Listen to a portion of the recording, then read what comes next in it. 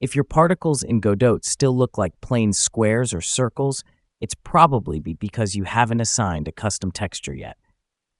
In this quick tutorial, I'll show you how to use your own sprite for particle effects so they actually match your game style. Add a GPUParticles2D node to your scene.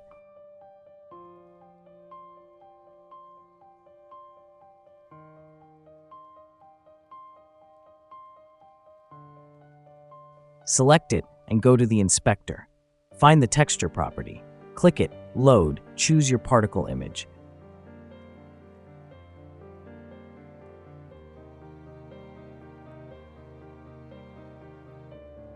Your particles will now render using that texture. If nothing appears, make sure emitting is turned on. Also create a process material if you haven't already.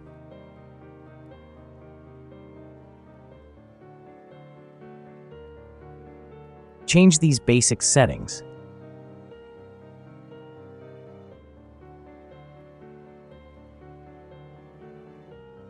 You should now see your textured particles moving.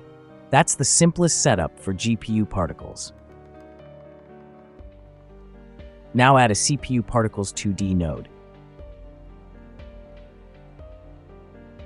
In the inspector, find the same texture property.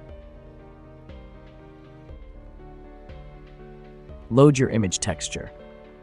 Tweak some basic values in the inspector like spawn, position, direction, gravity, and initial velocity.